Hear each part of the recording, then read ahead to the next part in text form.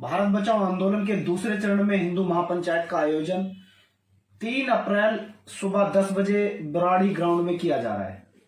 साथियों, इन 5 कानूनों की मांग के लिए हमने पीछे 8 अगस्त में जंतर मंतर पर आंदोलन के प्रथम चरण का आयोजन किया था और उसी क्रम में, उसी श्रृंखला में दूसरे चरण का आयोजन हिंदू महापंचायत, जिसका नाम रखा गया है।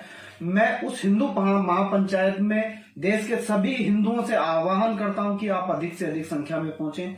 हम 5 कानूनों की मांग की लड़ाई लड़ रहे हैं। हम चाहते हैं कि पूरे देश में समान शिक्षा लागू हो। पूरे देश में 74 से ज्यादा एजुकेशन बोर्ड चल रहे हैं। जब आप पूरे देश के बच्चों को वैक्सीन एक दी जाती है तो पूरे देश में जीएसटी एक ली जाती है।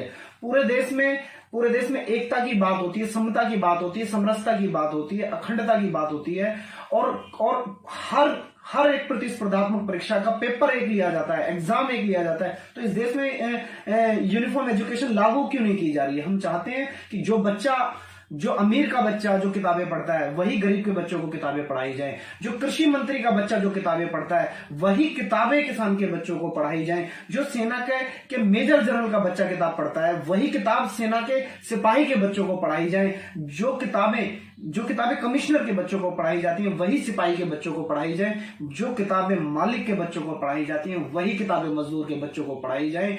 जो किताबें नेता के बच्चों को पढ़ाई जाती हैं वही किताबें प्रजा के बच्चों को भी पढ़ाई जाए। हम समान शिक्षा कानून की मांग कर रहे हैं।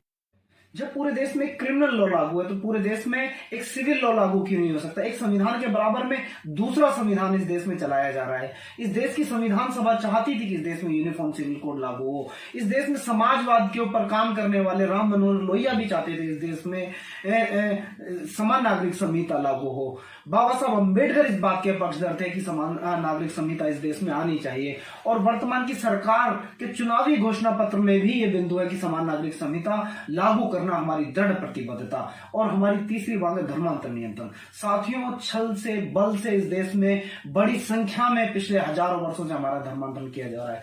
क्योंकि वर्तमान में भारत में लोकतंत्र है तो लोकतंत्र के ऊपर यह धब्बा न लगे कि लोकतंत्र के बावजूद भी हमारा इस देश में लोकतंत्र होते हुए भी इस देश में, संविधान होते हुए भी इस देश में हमारा छल से, बल से, लोभ देकर, लालच देकर धर्मांतरण का जो एक षड्यंत्र है वो निरंतर जारी है। और इसी मांग को लेकर हम धर्मांतर नियंत्रण कानून की मांग कर रहे हैं। साथियों, इस देश में राजनीति का एक विषय बनता है घुसपैठ का। साथियों, ये विषय राजनीति का नहीं है। साथियों, ये विषय देश की इंटरनल सिक्योरिटी का है, देश की आंतरिक सुरक्षा का है। देश में माहौल खराब करने का प्रयास किया जा रहा है। इस देश में 8 करोड़ से ज्यादा लोग, लगभग 8 करोड़ से ज्यादा लोग इस देश में घुसपैठ करके रह रहे हैं। साथियों, हम अपने देश को आंतरिक और बाह्य रूप से सुरक्षित करने के लिए घुसपैठ नियंत्रण कानून की मांग कर रहे हैं। साथियों, 5वें कानून की मांग है हमारी देवस्थान मुक्ति। साथियों, इस देश में आक्रांताओं ने हमारे मंदिरों को तोड़ा, हमारे पूजा स्थलों को तोड़ा, हमारे देवस्थानों को तोड़ा। साथियों, आज भी अभी एक राम मंदिर वापस मिला है। साथियों, हमारे हजारों की संख्या में ऐसे मंदिर हैं जिनके ऊपर आज भी गुंबद नजर आते हैं।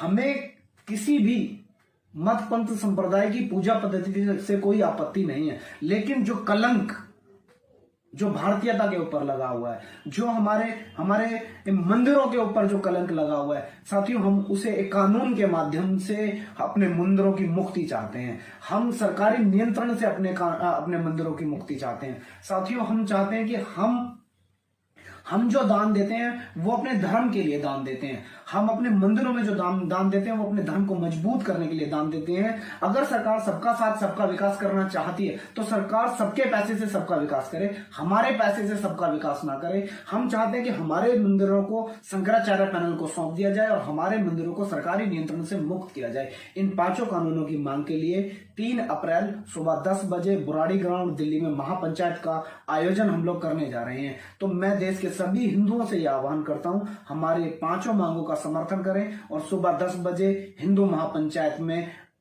का एक भाग बने, उसका एक हिस्सा बनकर अपने आप को गौरवान्वित महसूस करें। भारत माता की जय। जय।